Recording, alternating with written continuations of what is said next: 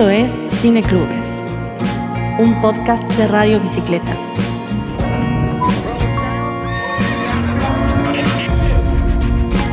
Una ventana al mundo.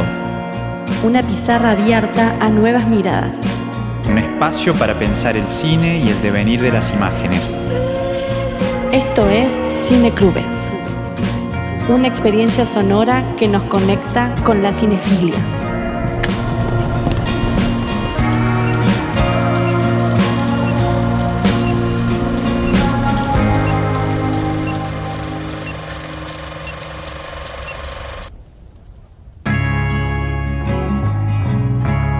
En el episodio de hoy comentamos algunas de las películas que formaron parte de la edición número 13 de FICIC, Festival Internacional de Cine Independiente de Cosquín, que acaba de concluir. Además, conversamos con el director y guionista Francisco Lezama, cuyo cortometraje, Un movimiento extraño, resultó ganador en la competencia internacional de dicho festival.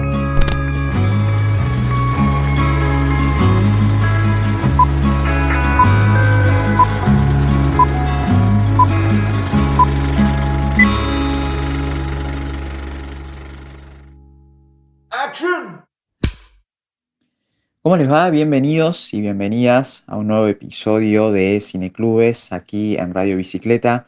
Un placer nuevamente compartir una semana más este espacio. Acaba de concluir la edición número 13 de FICIC, Festival Internacional de Cine Independiente de Cosquín, y se dieron a conocer las películas ganadoras. Pudimos estar presentes en esta edición y la verdad que fue un evento que hay que destacar, sobre todo en los tiempos tan particulares y complejos que vivimos. Sostener un festival de cine, como lo expresaron sus programadores y su director artístico, es todo casi un hecho en sí mismo y a la vez lo resignifica porque lo convierte en una ocasión más que especial para poder reunirse en torno al cine, pensar en su diversidad, en su complejidad y también en lo que tiene para aportar sobre las discusiones también que nos atraviesan en estos tiempos.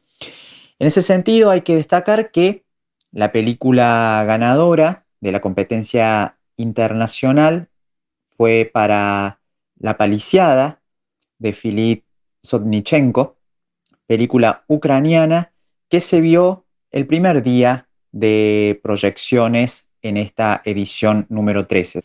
Un relato fragmentado que posibilita reflexionar sobre la historia reciente de Ucrania y también las prácticas que constituyen una idiosincrasia y cómo una sociedad es interpelada también por su devenir político. Por otro lado, recibió una mención especial Las cosas indefinidas de la directora cordobesa María Aparicio, que próximamente tendrá estrenos en salas. En el caso de los cortometrajes en su competencia internacional, la película ganadora fue Un movimiento extraño de Francisco Lezama. Y finalmente, en la categoría de los cortometrajes de escuela, la ganadora fue la película La Chispa de Andrés Tamagnini, perteneciente a la Universidad Nacional de Córdoba, y recibió una mención especial el cortometraje La Balandra, dirigido por Matías Lima de la Universidad Torcuato Di Tella.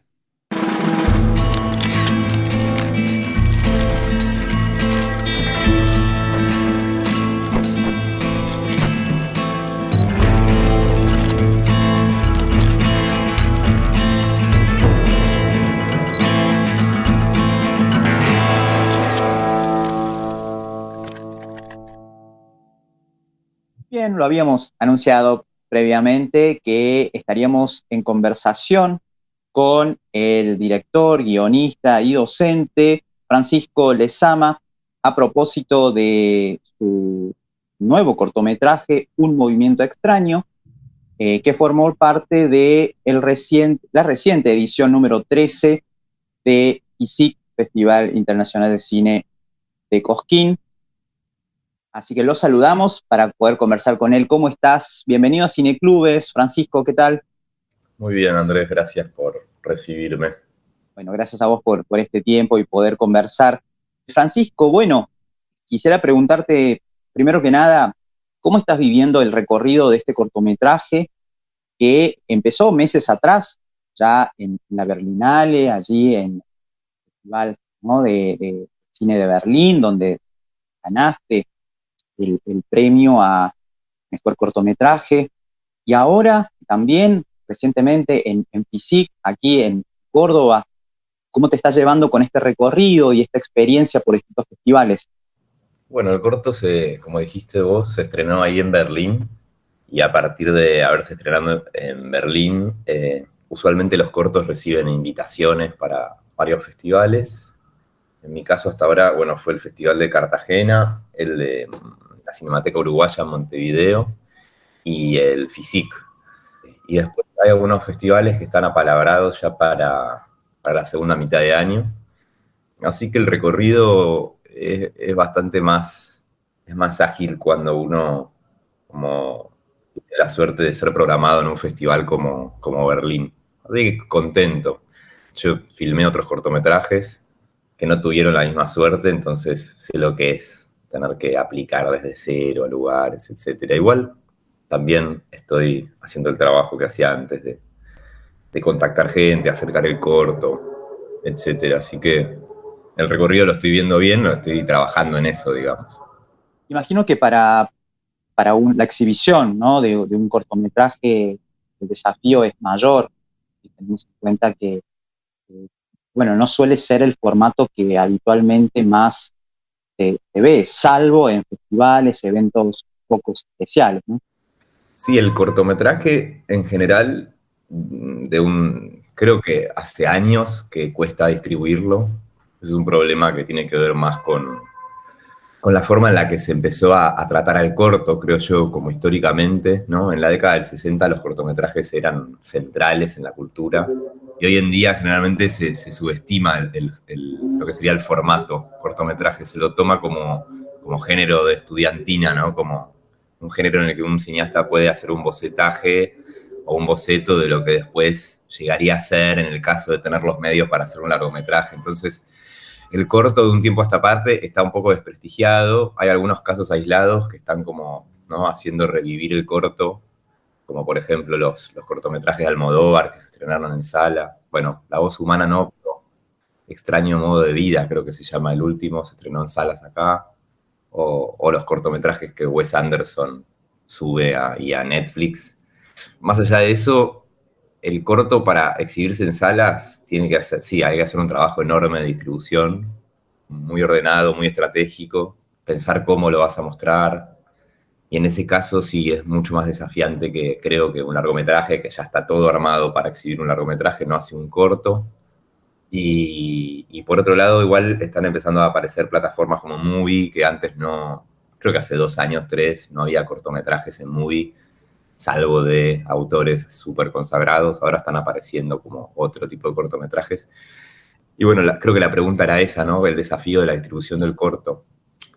Yo creo que bueno, este premio también le da como un lugar nuevo a la posibilidad de mostrar un corto quizás aisladamente. O sea, tengo el proyecto y quiero ver si funciona, de estrenarlo en el Malva, pero todavía no tengo cerrado cómo lo mostraría, cómo lo exhibiría. A mí me gustaría que fuera una entrada quizás gratuita y que se exhiba solo, ¿no?, el corto, como una obra independiente.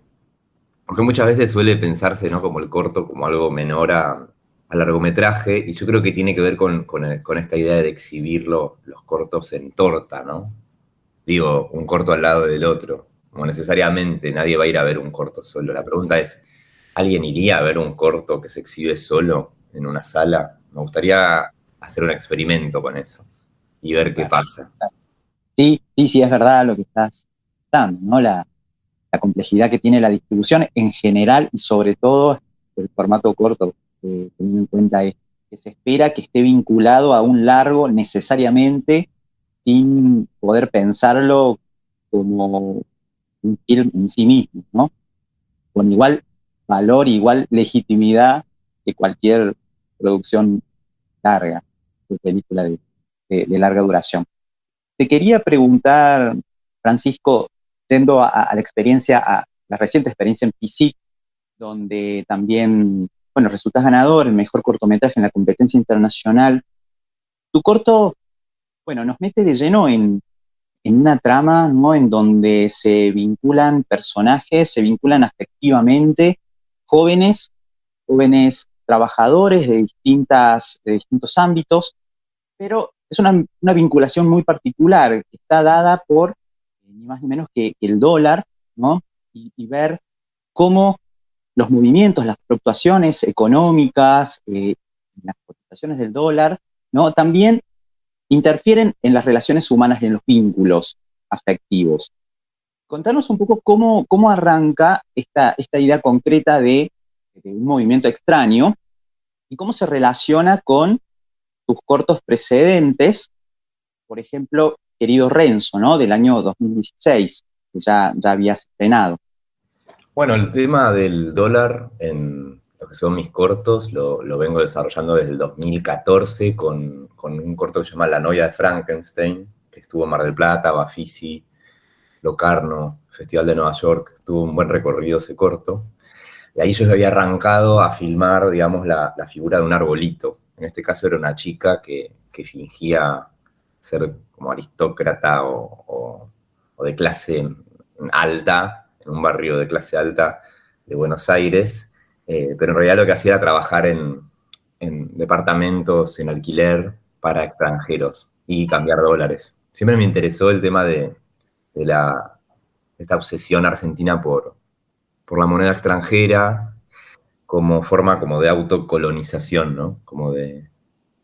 Para trabajar un poco con esta idea de la fantasía norteamericana que tanto circula en la Argentina, sobre todo en Buenos Aires y en las capitales, ¿no?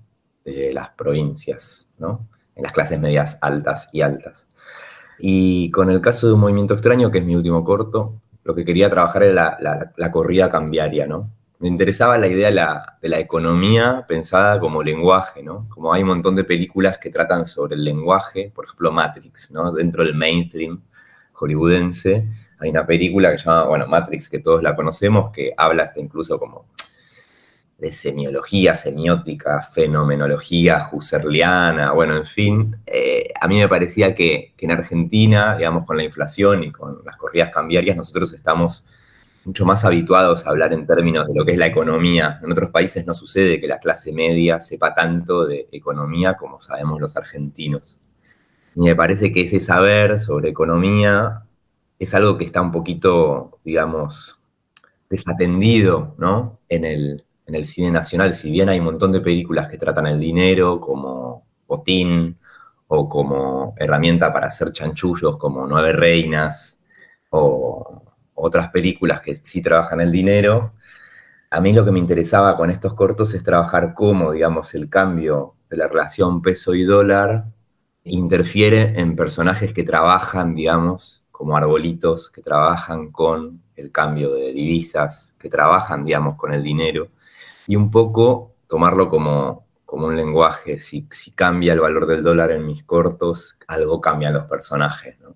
Y ahí había algo que a mí me interesaba, no sociológicamente, porque no creo que el cine tenga que hacer sociología, pero yo creo que el cine está como para traficar atmósferas, como climas de época, y para vincularse con la realidad, ¿no? Lo que sucede día a día. Entonces, si uno ve los cortos que yo filmé, que uno es del 2014, otro es del 2016 y ahora este es del 2024, uno puede ver como el cambio de la relación peso y dólar y cómo eso de alguna manera interfiere en los vínculos entre los personajes.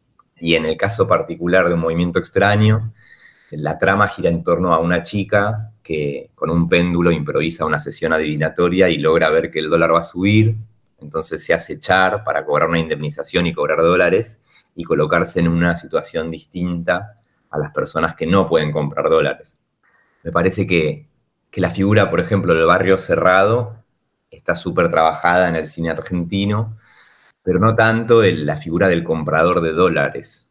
que en un punto para mí se asimila o se asemeja a la idea del barrio cerrado, ¿no? Quien compra dólares está como una especie de realidad paralela. Y esto es raro porque cuando hay una corrida cambiaria, nadie dice yo compré dólares, no compré dólares. En las clases, estoy hablando de las clases medias, medias altas, ¿no? Nadie lo dice, pero el que no llegó a comprar dólares porque no tuvo un resto, claramente se perjudicó. Y en la Argentina, nosotros los argentinos, después de las corridas cambiarias, siento que hay como un silencio ahí, que es un poco triste, que tiene que ver con si uno tuvo la posibilidad o no de hacer esa transacción, si tuvo la información, si está educado para hacer eso, ¿no? No es que me obsesione el dinero, sino que me obsesiona lo que sucede con las personas después de estos eventos tan críticos que en otro país, si sucediera lo que nos sucede a nosotros cada 2 por 3, entrarían en una crisis total. Y esto sucedió, por ejemplo, en Alemania, que está empezando a haber inflación. Entonces el público alemán en el Festival de Berlín se acercaba, digamos, al corto de otra manera, ¿no? Como que esa pequeña inflación que ellos estaban sufriendo les abría los ojos respecto a que la economía puede pensarse como un lenguaje. Cosa que en los países más estables, el cine está muy centrado en Norteamérica y está muy centrado en Europa, donde no hay inflación. Entonces, el tema de la economía se da por sentado, se naturaliza, digamos, como una estabilidad. En cambio, acá en Argentina, para mí, esa inestabilidad es fundante, o sea, atraviesa, digamos, profundamente, ¿no? Los vínculos sociales. Y para mí lo importante, no lo importante, pero lo que me intrigaba a mí, experimentar con estos cortos o probar con los cortos en forma de comedia, era qué sucedía, digamos, con los vínculos cuando había estos cambios bruscos, estas corridas cambiarias, estos eventos como desafortunados, ¿no? Afortunados para unos personajes, desafortunados para otros. Entonces el corto trata sobre una guardia de seguridad que cree que va a haber un robo en el lugar en el que trabaja y al improvisar con su péndulo, ¿no? Logra ver que va a subir el dólar abruptamente.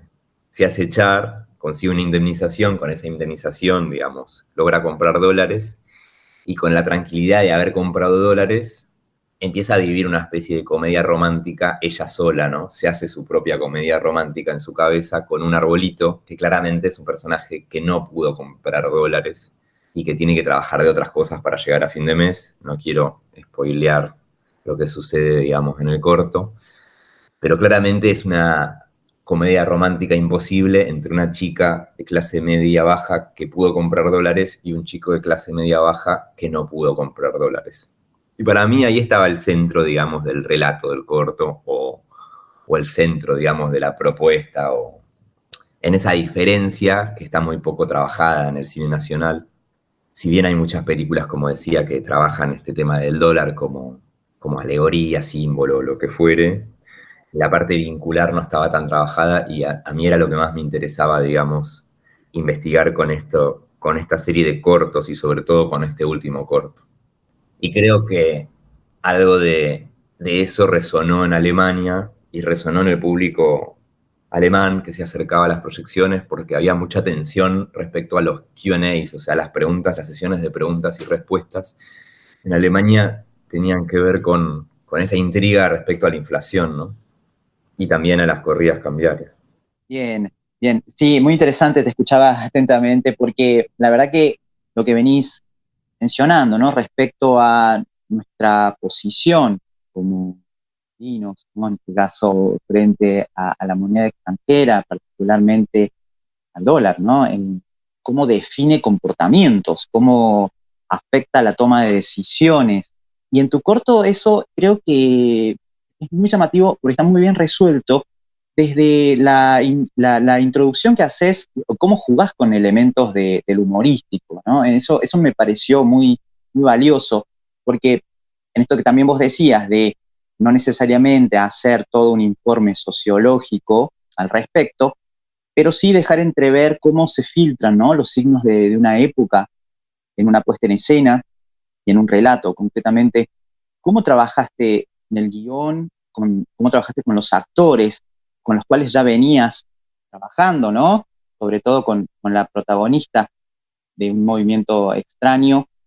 ¿Cómo fue ese proceso, ¿no? Teniendo en cuenta esto que vos también mencionabas antes, venís desarrollando estas inquietudes, si se quiere, desde investigar, explorar el mundo, ¿no? De los arbolitos, los trabajos en la vía pública, ¿no? Que implican el cambio de divisas, el contacto con la gente.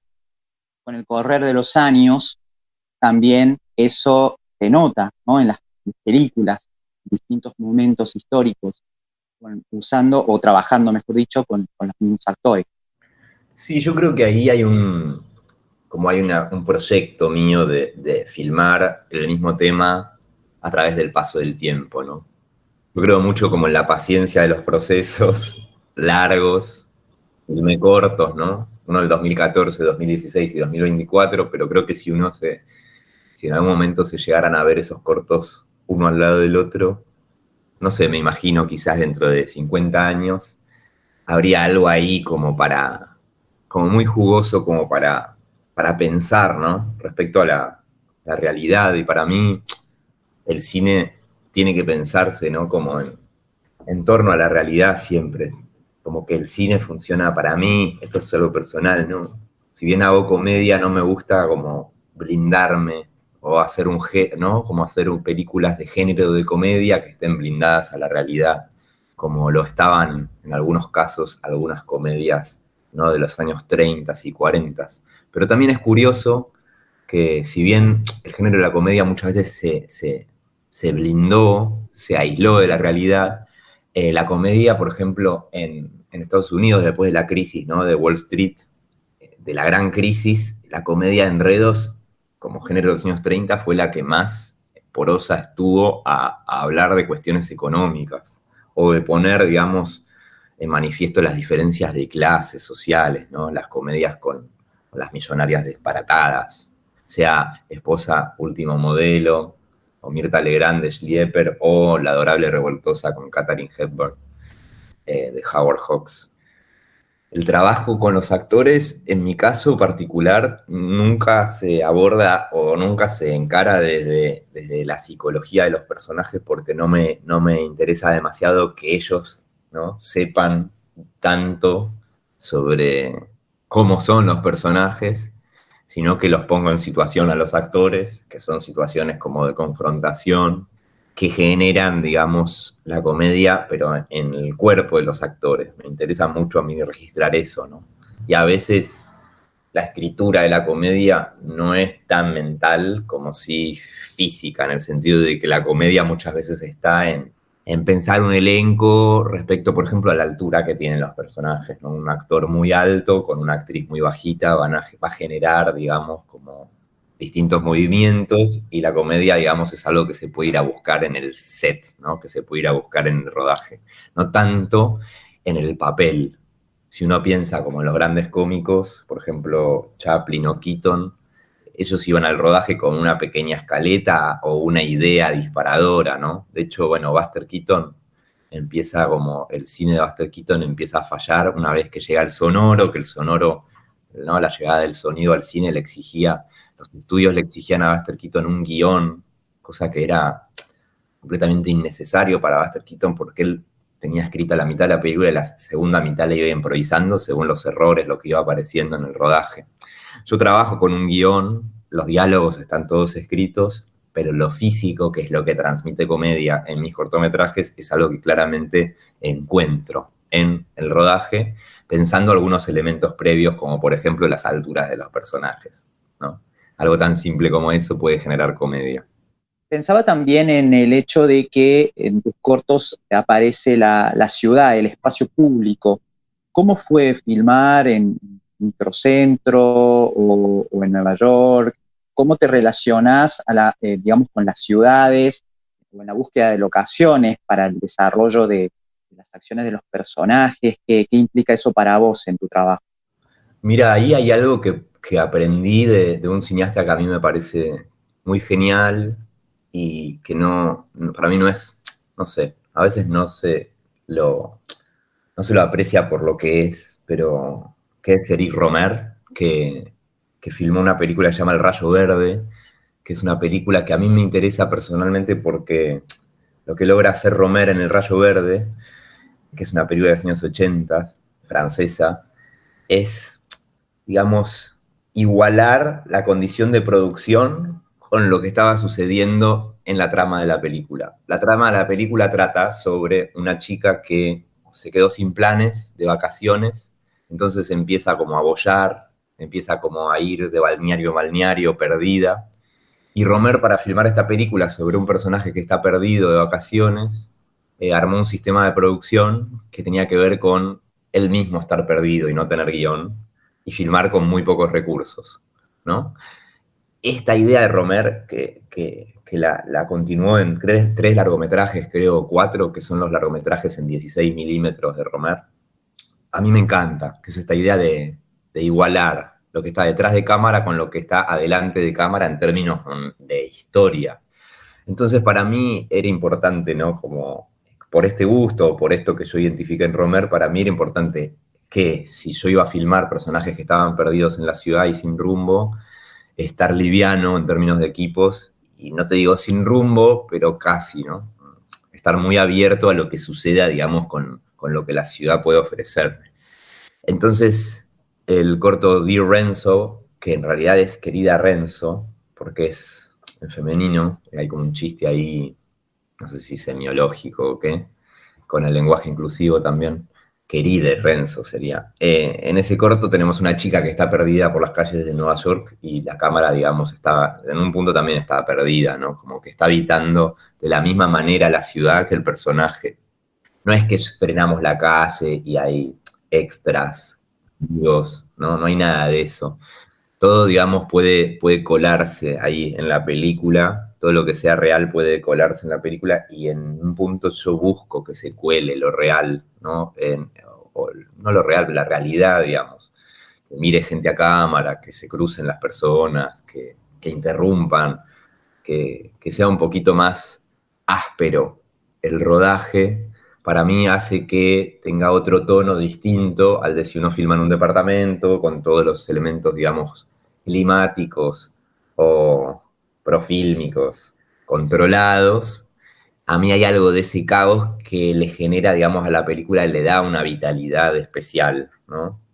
Y si bien son historias que se narran de principio a fin y que tienen su cuentito, digamos, para ofrecer, para mí el cuentito siempre es una excusa para ir a encontrarme con todo eso que es el azar, la entropía, el caos de las ciudades, de las grandes ciudades, ¿no? Sí, sí, la verdad que eso se nota también en corto, ¿no? Te quería preguntar también por la introducción en la trama del elemento del péndulo, ¿no? ¿Cómo viene a cuenta eso? Sobre lo cual se basan las decisiones que toman muchos personajes, ¿no? Como un oráculo, ¿no? Para saber cómo actuar, cómo decidir. ¿Hay algo en particular que te llamaba la atención, que querías, digamos, explorar a través de este elemento? Bueno, la cuestión del péndulo tiene que ver con algo biográfico y personal, que tiene que ver que cuando yo era preadolescente, mi viejo conoció a un radiestesista, se dice, radiestesia, un señor que buscaba napas de agua con un palo, y bueno, nada, mi viejo se empezó como a interesar por esto, y este señor le dijo que tenía un don. Entonces mi viejo empezó a tirar el péndulo, y yo como que fui viendo cómo se usaba el péndulo, digamos, en las decisiones familiares, que a veces hasta incluso en decisiones como económicas, y ahí algo a mí se me despertó como observador, que me hizo relacionar, ¿no?, la especulación financiera con la adivinación, ¿no? La adivinación acá en la Argentina, que tenemos como mucho, bueno, estamos fundados por la inmigración, digamos, italiana. La adivinación está muy presente. Si uno ve, por ejemplo, Ladrones de Bicicleta de Sica, hay una escena que es genial, que hay una vidente a la que van a preguntarle. Y en otras películas que suceden en Roma también hay muchas videntes. Y leyendo un libro después de Ezequiel Martínez Estrada, que se llama La cabeza de Goliat, hay un apartado en el que habla de la adivinación y la influencia de lo romano en la Argentina, ¿no? Nosotros acá en Argentina estamos muy atravesados por lo que podría llegar a llamarse, ¿no?, prácticas adivinatorias y esotéricas, si se quiere, pero adivinatorias, que después para mí algo tienen que ver con esta especulación financiera constante y esta adivinación. Entonces para mí se arma siempre como una especie de tejido o un entramado entre lo que pude observar que sucedía en mi casa con este péndulo y la economía, ¿no? Y también se da que justo tengo todos mis primos se dedican, la mayoría, digamos, a la economía, son todos economistas, y yo no. De hecho, soy un desastre con esos asuntos. Y bueno, hay ahí algo que me parece que es como muy propio de mi biografía, ¿no? De mi vida personal. Te quería preguntar también vos decías recientemente, de hecho, bueno, Berlín, en tu paso por Berlín pudiste pronunciar, ¿no?, una declaración de principios, si se quiere, ¿no? Cuando agradeciste el premio, haciendo referencia a la situación del cine argentino, ¿no? Al cine argentino se le cuestionó, sobre todo el de los últimos años, ya del nuevo siglo, ¿no?, que muchas veces le costó acercarse a lo real, ¿no?, acercarse de una forma directa, ¿no?, tanto en su forma como en su contenido. Y también muchas veces se pone el foco en los modos de producción, las fuentes de producción.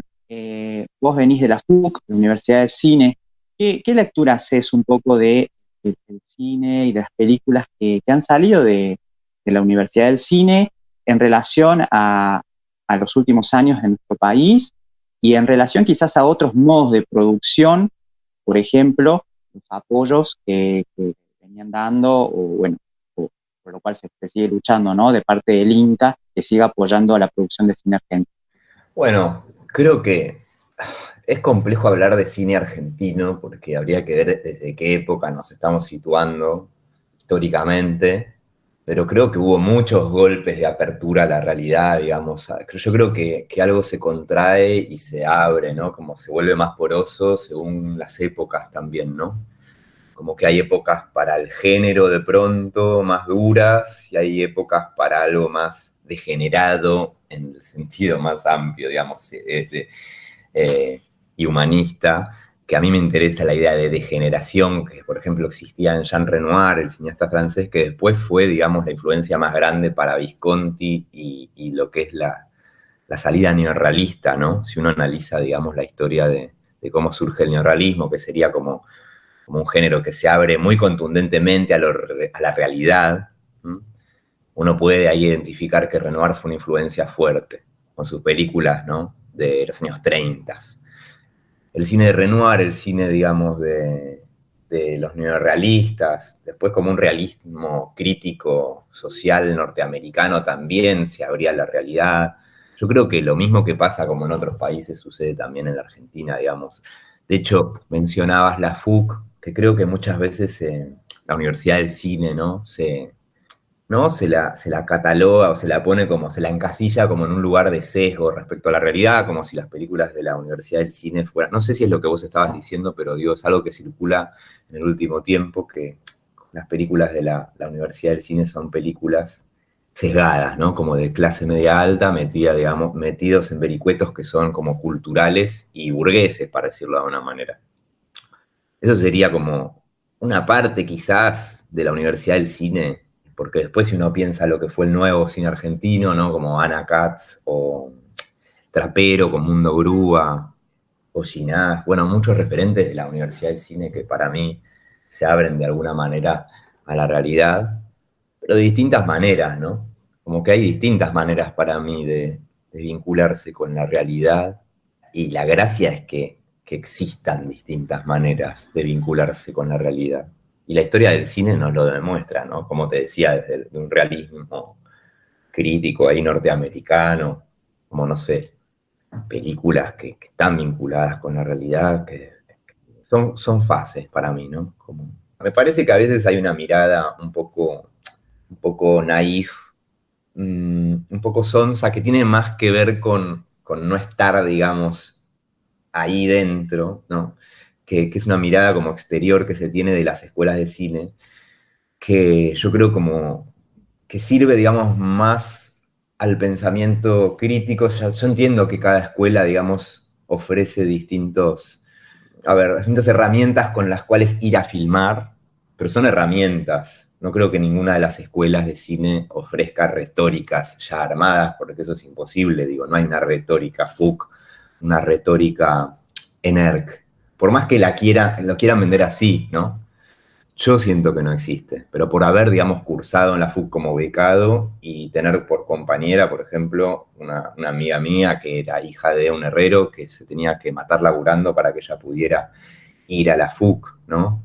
Y en la NERC también hay como una especie de mezcla de personas que llegan a la NERC porque fueron a colegios de élite, entonces les pareció mucho más sencillo, digamos, ingresar a una edad temprana, porque claro, el colegio de élite te forma, digamos, para el éxito académico, y de familias como de muchos recursos en la NERC también, y familias con menos recursos también. Entonces ahí hay un prejuicio que creo que sirve mucho más a lo que es como la crítica y armar como programas un poco más mentales de lo que es el cine argentino que lo que verdaderamente es. En mi caso particular, yo trabajé el sonido y la imagen, que es lo más importante, con alumnos, ¿no? Con exalumnos de la NERC, que son profesionales, siendo de la FUC. Creo que se mezcla todo finalmente muchísimo más de lo que se cree. Igual quizás yo no estoy viendo tanto y quizás sí hay como una marca de la Universidad del Cine que se me está escapando,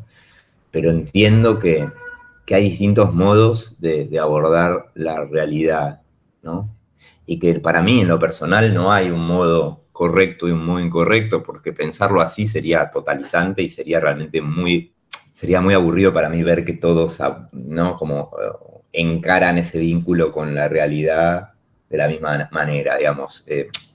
Creo que elogiabas como la ciudad quedaba impregnada en los cortos que yo hice, y para mí eso viene de la tradición francesa, digamos, viene de tener que enseñar los hermanos Lumière en primer año de Historia del Cine en la FUC, ¿no? Y de darle bastante bola, y de que por ahí sea un poquito afrancesada mi manera de pensar el cine, pero ese afrancesamiento en mi caso me lleva a lo popular, porque me interesa Renoir, me interesa la parte popular de Francia, ¿no? Como no la comedia, no la parte, digamos, más, por ahí, sesuda, intelectual, cinéfila. Entonces yo creo que tiene que ver con cómo uno encara, digamos, las referencias. Uno puede pensar el cine de Romer como cine elitista, lo puede pensar como un cine que tiene un contenido político. En mi caso en particular, yo pienso que, por ejemplo, el cortometraje de Romer, La panadera de Monceau, es un corto político, y creo que es para mí personalmente es la película más potente en términos políticos de toda la Nouvelle Vague. Pero es una lectura personal que yo hago de esa película. Pienso que el cine argentino no le da la espalda a la realidad. De hecho, lo que fue el nuevo cine argentino tuvo que ver con, ¿no? Con retomar como lo que en algún momento había quedado inconcluso en la generación del 60 por la llegada de la dictadura militar, ¿no? Y que después, por ahí en la década de los 80, con la democracia, digamos, el cine popular se sirvió de ciertos géneros como para acercar lo real a través del género y poder, digamos, tener más acceso, digamos, a lo popular. No sé si respondo, creo que sí, ¿no? Sí, sí, sí. Sí, no, está perfecto. La verdad que es muy interesante poder conversar sobre esto, por lo menos desde nuestro lugar, ¿no? En tanto poder conocer de primera mano, ¿no? Vos recién decías, una cosa es cursar, vivir, ¿no? En el interior de una institución y poder desarrollar, ¿no? Un trabajo que, bueno, simplemente mirar desde afuera. Creo que eso es sumamente importante destacar. Y a la vez también, ¿no? Seguir problematizando histórica y políticamente.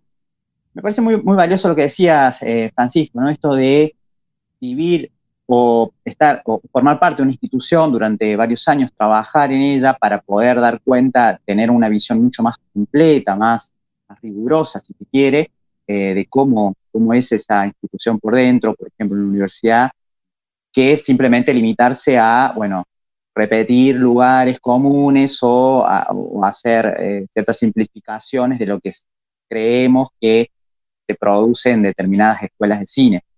Pero por otro lado, sí, siempre, ¿no? Me parece importante problematizar histórica y políticamente las películas, sobre todo de los últimos años, que nuestro país ha vivido, ¿no? Viene viviendo profundas transformaciones, crisis y demás. Entonces, bueno, ¿no? Siempre la pregunta es, ¿qué está aportando el cine desde su lugar, con sus recursos, con su lenguaje, a poder pensar el devenir social y político también de nuestro país? Que claramente es muy interesante esto también, de ver cómo las distintas películas transitan por diferentes caminos para llegar a eso eventualmente y producir algún tipo de pensamiento.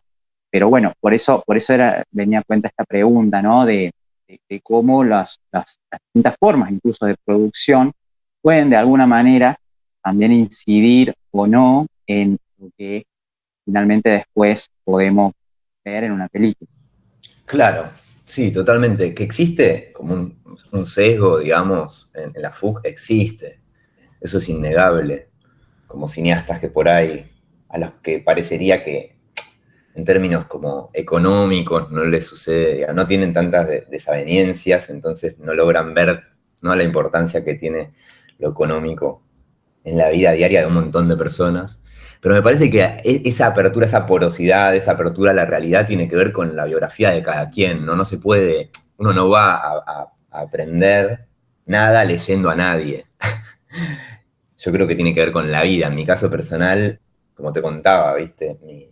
Mi viejo tirando el péndulo entró en un momento, no sé, esto es personal, pero entró en una crisis económica tremenda, perdió todo lo que tenía, digamos, casi todo lo que tenía, ¿no? Después lo fue recuperando, pero sufrió una crisis económica fuerte, y eso a mí, siendo yo de clase media alta, me hizo ver otras cosas, ¿no? Y eso es biografía en un punto, ¿no?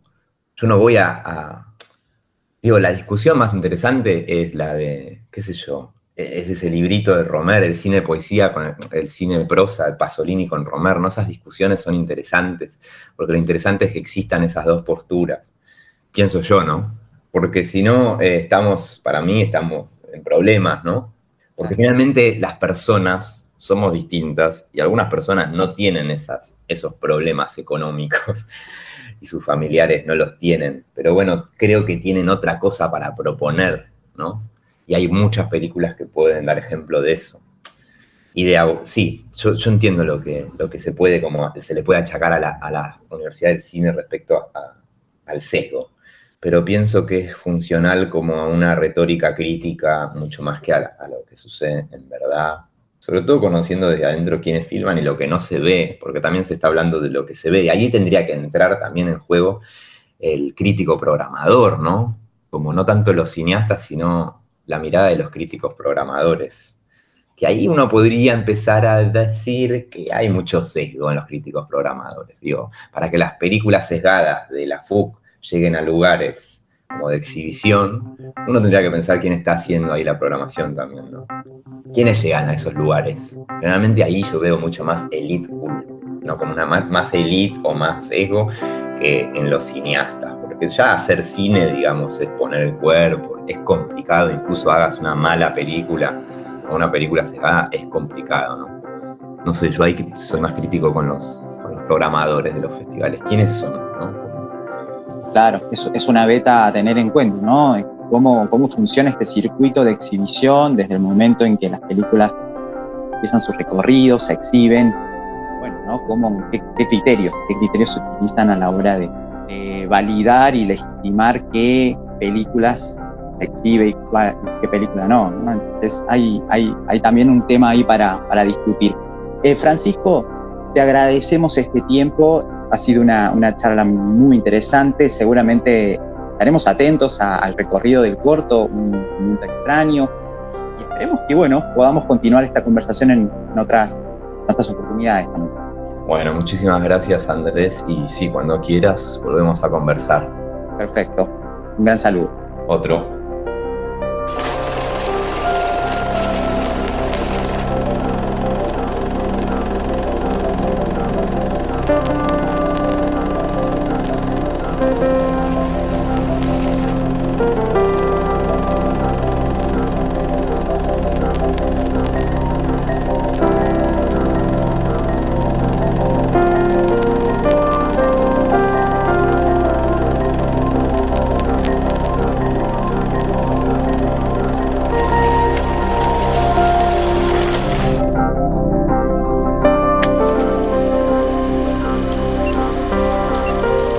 Esto fue Cineclubes, un podcast de Radio Bicicleta. Producción general, Evelyn Melano. Operación técnica y edición, Santiago Izquierdo. Conducción y producción de contenidos, Jimena Bustos y Andrés Linares. Seguinos en Instagram como @cineclubespodcast y en Twitter @cineclubes. Seguí la programación de la radio en radiobicicleta.com.ar.